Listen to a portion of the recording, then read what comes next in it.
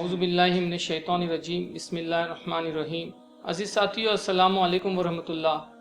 یہ اللہ کا بڑا فضل و کرم ہے ان لوگوں پر جو اپنے تعلق کو قرآن سے جوڑتے ہیں، اور اسی غرض کے لیے اجتماعی مطالعہ قرآن کا نظم کیا گیا ہے تاکہ ہم مل جل کر قرآن کو سمجھیں اور اس کے مطابق اپنی زندگی کو گزارنے کی کوشش کریں۔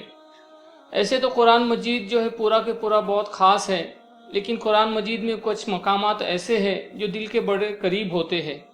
انہی مقامات میں سے ایک مقام جو ہمارے زیر مطالعہ آنے والا ہے اس سنیچار کو، یعنی سورہ فرقان کا آخری رکوع جو آیت نمبر 63 سے شروع ہوتا ہے۔ یہاں پہ جو اللہ تعالیٰ مخاطب کر رہے ہیں وہ عباد الرحمن کے عنوان سے مخاطب کر رہے ہیں، یعنی رحمان کے اصل بندے کون ہیں۔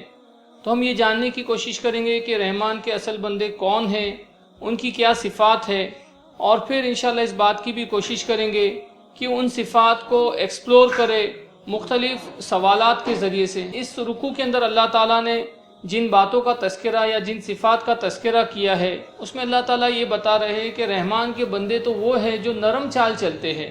اللہ تعالیٰ نے یہاں پہ چال کا تذکرہ کیوں کیا؟ پھر یہ کہا کہ جاہلوں کے ساتھ ان کا برتاؤ یا بیہیویئر کیسے ہوتا ہے؟ تو ہم کو ایک سوال ذہن میں آتا ہے کہ جاہل اللہ تعالیٰ کسے کہتے ہیں؟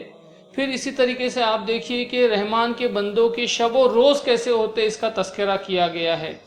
اور برائیوں کے اندر ایسے تو بہت ساری برائیاں ہیں، لیکن اللہ تعالیٰ نے صرف 2 برائیوں کا حوالہ دیا ہے، تو اس سے ہم کو دین کی کیا حکمتیں سمجھ میں آتی ہے یہ سمجھنا ہے۔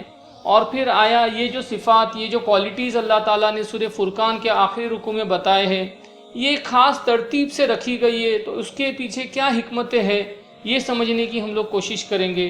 تو اللہ تعالیٰ سے ہم دعا کرتے ہیں کہ اللہ تعالیٰ ہم کو اس مطالعہ قرآن کا حصہ بنائے، جو کہ اس سنیچر یعنی 5 نومبر 2022 کو ہونے جا رہا ہے۔